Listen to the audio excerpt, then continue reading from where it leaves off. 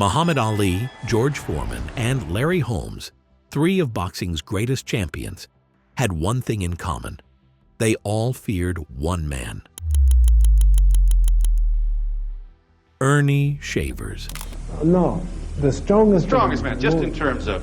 Earnie Shavers. Really? Yeah, man. Stronger than Joe Frazier and George Foreman. He hit hard. He's got the hit on his record. But despite his terrifying power, he never won a world title. Instead, his life unraveled into financial ruin, failing health, and crushed dreams that led to dead-end jobs.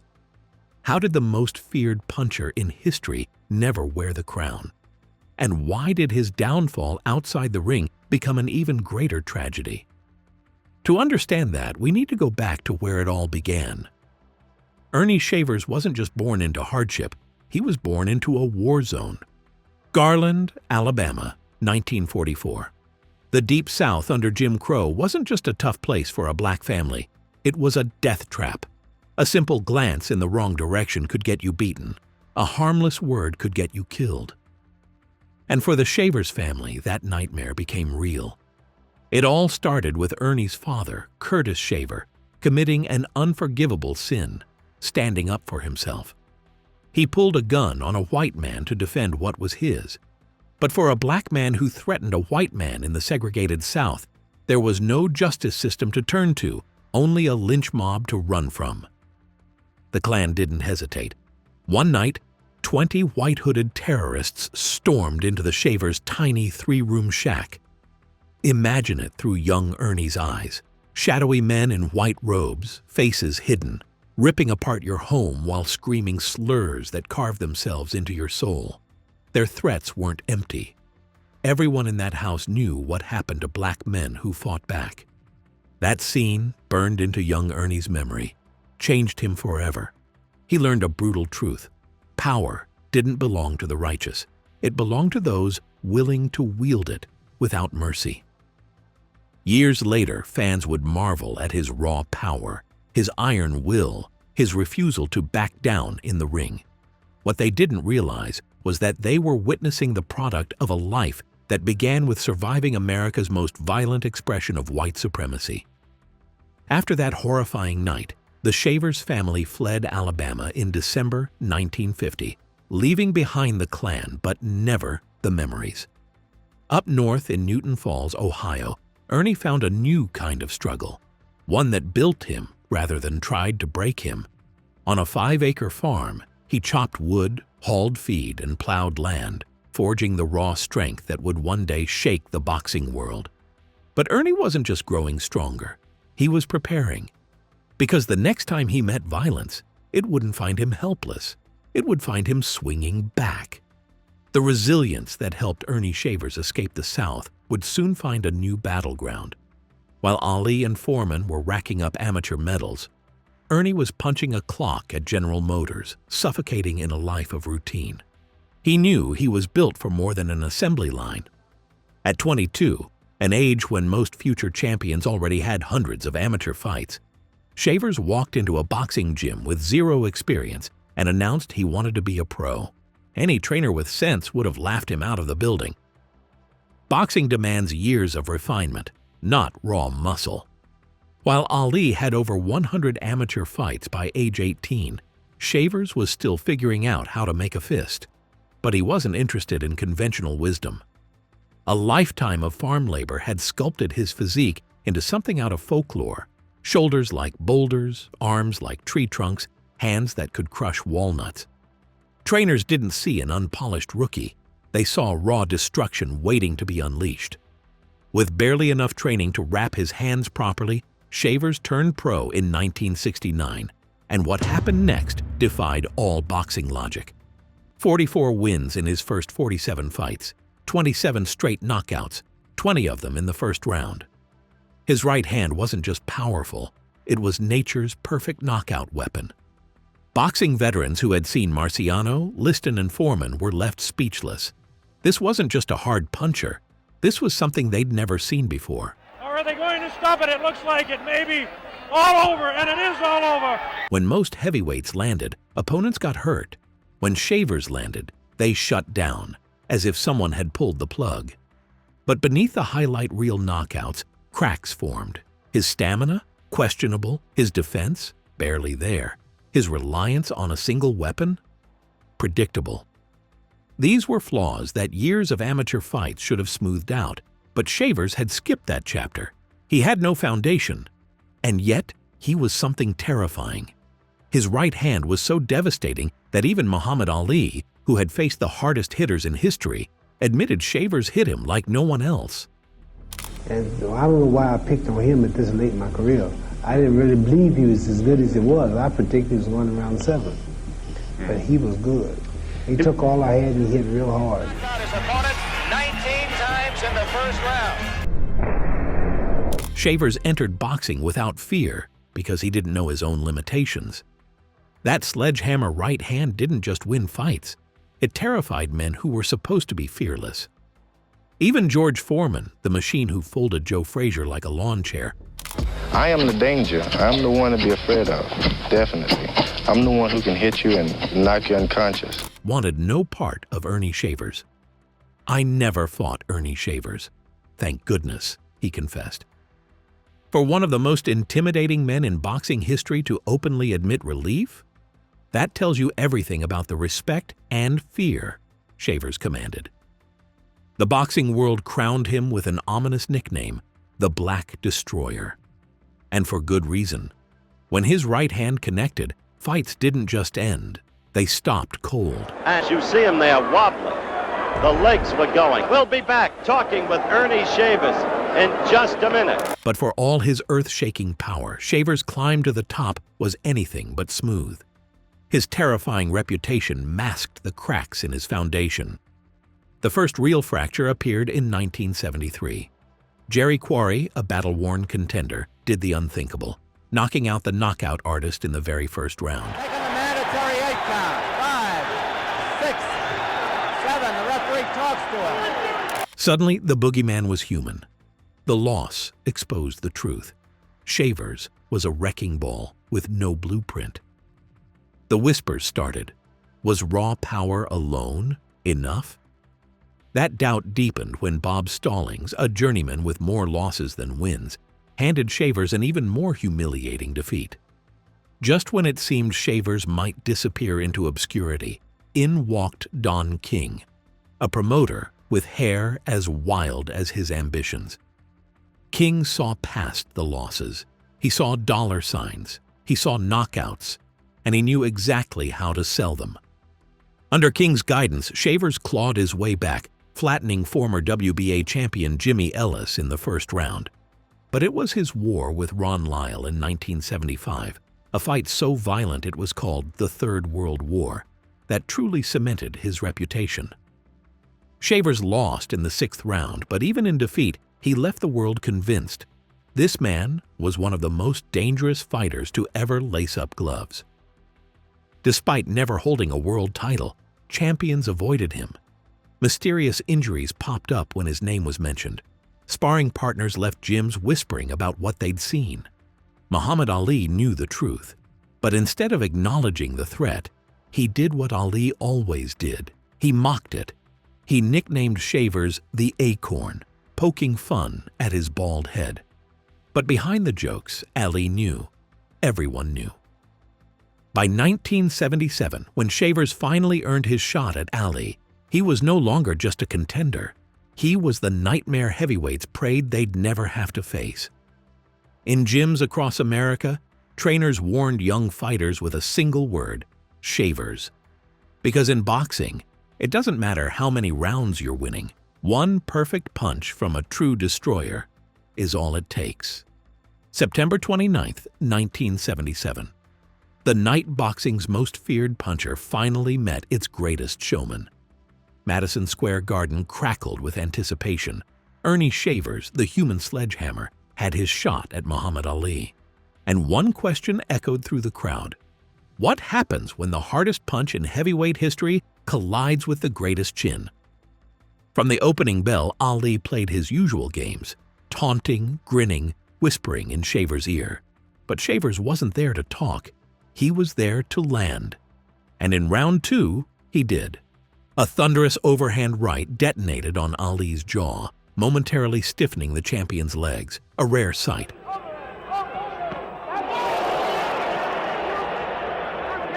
But Ali wasn't just tough. He was crafty. He played possum, exaggerating the damage to bait Shavers into punching himself out. It worked. Shavers hesitated, cautious not to empty his tank too early. As the fight wore on, Ali leaned on his veteran tricks. He'd coast for 2 minutes, then steal rounds with late flurries. The garden roared with each Ali combination, but those watching closely saw the truth. Shavers was landing the cleaner, harder shots. By round 10, the script seemed set. Ali dances, Shavers stalks. But boxing loves an upset. As the championship rounds began, something changed. Shavers wasn't fading.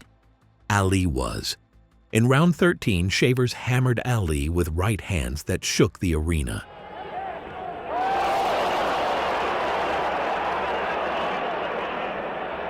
By round 14, Ali's famous shuffle had become a stumble. His corner grew silent as Shavers' punches drained the life from their fighter. Then came round 15, a final, brutal war. Both men, battered and sweat-soaked, stood their ground, trading bombs. Ali, summoning every ounce of his legendary heart, staged a desperate last-minute rally that nearly dropped the exhausted challenger. The bell rang with both warriors still standing. Then came the verdict. Unanimous decision. Ali. And still champion of the world, the one and only Muhammad Ali. Boos rained down from the rafters. Shavers stood motionless, the bitter taste of injustice settling in. Then the numbers came out. CompuBox stats showed Shavers outlanded Ali 266 to 208. He'd connected with more power shots in 8 of the 15 rounds, perhaps the most damning evidence? Ali's own doctor, Ferdy Pacheco, was so horrified by the punishment his fighter took, he urged him to retire immediately. The punishment Ali took was unacceptable, Pacheco later said. For Shavers, this was boxing's cruelest reality. You can outland the champion, batter him, even have his own doctor plead for his retirement, and still leave empty-handed. The scorecards read Ali, but the whispers in boxing gyms told a different story.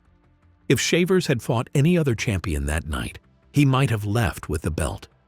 If the Ali fight showed Earnie Shavers how cruel boxing could be, his war with Larry Holmes showed him just how heartbreaking it truly is. Have you ever been one step away from everything you've ever wanted, only to watch it slip through your fingers? Shavers lived that nightmare on September 29, 1979. The road to this second title shot was paved with destruction. Just months earlier, he bulldozed former heavyweight champion Ken Norton in a single round. This wasn't just a win, it was a statement. Norton had gone the distance with Ali. He had broken Joe Frazier's jaw. Shavers didn't just beat him, he obliterated him. That kind of performance demands a title shot, and the boxing world was listening. But Shavers knew the challenge ahead. Larry Holmes wasn't just any champion, he was the purest boxer of his era. They had fought once before in 1978, and Holmes had used his textbook jab and smooth footwork to outclass Shavers over 12 rounds. When the rematch was announced, most experts expected more of the same. And for 6 rounds, that's exactly what they got. Holmes looked untouchable. The jab snapped Shavers' head back again and again. The challenger lunged and swung at air. If you were scoring at home, you might have thought the fight was already over. Then came the 7th round, and with it, 20 seconds that nearly changed boxing history. Shavers finally found his range and uncorked the perfect right hand. Not just a clean shot, the shot. The kind of punch fighters dream about. The kind of punch that erases scorecards, rewrites careers, and turns contenders into champions. Holmes went down face first, motionless, silent. The crowd at Caesar's Palace exploded. Ringside writers scrambled to draft headlines about the new heavyweight champion of the world. Shavers stood in the neutral corner watching the seconds tick away, watching his destiny unfold. 1 second. 5. 7. Holmes wasn't moving. 8. Then, impossibly, Holmes rose. His legs were jelly, his eyes fogged over, but he got up. Later, he would call it his resurrection. He would admit it was the hardest punch he had ever taken, and yet somehow he survived. Shavers had thrown his Sunday punch. He had landed the dream shot, and it still wasn't enough. From that moment on, the fight became torture. Holmes cleared his head, reset his jab, and took control. Shavers, who had spent everything trying to finish the fight, began to fade. By round 11, the tables had completely turned. Holmes, now the aggressor, battered Shavers with pinpoint combinations. The referee stepped in, waving it off. And just like that, the dream was over. 20 seconds. That's all that stood between Earnie Shavers and the heavyweight championship of the world. If Holmes had stayed down for just 3 more seconds, history would have been rewritten. Shavers would have gone from feared contender to undisputed champion. His legacy would have been immortalized, his financial future secured. Instead, he joined boxing's most tragic fraternity, the greatest fighters to never win a world title. The man whose right hand had made legends tremble would spend the rest of his life haunted by what almost was. Because in the end, Shavers wasn't beaten by skill, speed, or even age. He was beaten by the cruelest force in boxing, fate. After missing his last shot at glory, Earnie Shavers faced an opponent far worse than Ali or Holmes, one he couldn't outpunch. His body was breaking down. The sport that once cheered his name had already moved on. And now, he was fighting a battle he had no chance of winning. What the world didn't know was that Shavers was already compromised. His right hand was still a wrecking ball, but his vision was failing him. A detached retina, a death sentence for a fighter, had stolen his ability to see punches coming. Nevada boxing official Dwayne Ford would later compare the diagnosis to an AIDS diagnosis in the 80s. That's how final it was. But Shavers had no choice. Reality hit harder than any opponent ever could. He simply couldn't afford to stop fighting. In 1980, just months after nearly becoming champion, he stepped into the ring against Randall "Tex" Cobb, hiding his terrifying secret. Can you imagine trying to dodge a 200-pound heavyweight's fists when you can barely see them? Shavers fought through pure instinct, but the damage was inevitable. The power was still there, but the precision was gone. And in a sport where milliseconds decide survival, that was a death sentence. Outside the ring, his financial world collapsed just as quickly as his health. The predators circling him weren't in the ring anymore. They wore suits, bad investments, broken trust. One bad deal after another drained the fortune he had bled for. While Ali and Holmes had financial teams securing their futures, Shavers was alone. The pain piled up. The bills stacked higher. The world forgot. Then, in a heartbreaking twist, desperation led him to do the unthinkable. At 50 years old, with a damaged eye, worn-out reflexes, and the mileage of 1,000 wars, Shavers attempted a comeback. It ended in 2 brutal rounds. The hardest puncher in heavyweight history, a man once feared by giants, was now defenseless, and the sport that had once made him rich and famous had nothing left for him. With no more options, he crossed the Atlantic. In England, his name still carried weight, but not enough to save him. The man who once stood toe-to-toe with Ali was now working security at bars and restaurants. Imagine that scene.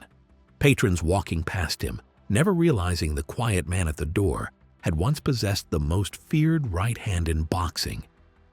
How does a man go from nearly winning the heavyweight championship to standing outside a pub, watching life move on without him? It wasn't just one bad decision. It was a cascade. One injury, one financial misstep, one desperate payday at a time. Each attempt to claw his way back only dragged him further down. The sport that made him a legend had taken everything. All that was left was the pain.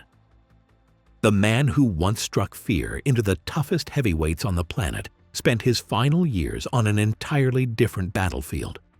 What could possibly replace the roar of the crowd and the rush of combat for someone whose identity was built on destruction? For Earnie Shavers, the answer was faith. The feared knockout artist became an ordained Christian minister, trading the fury of his fists for the power of his words. He carried the same intensity into pulpits across America and England that he once brought to the ring. "I used to knock men down with my fists," he told one congregation with a gentle smile. "Now I hope to lift them up with my words." But finding spiritual peace didn't erase the physical consequences of war. Every sermon came from a body that had paid dearly for those 90 professional fights. Each punch he threw, each war he waged, had chipped away at him. His once superhuman strength had left him with failing vision, chronic pain, and neurological damage.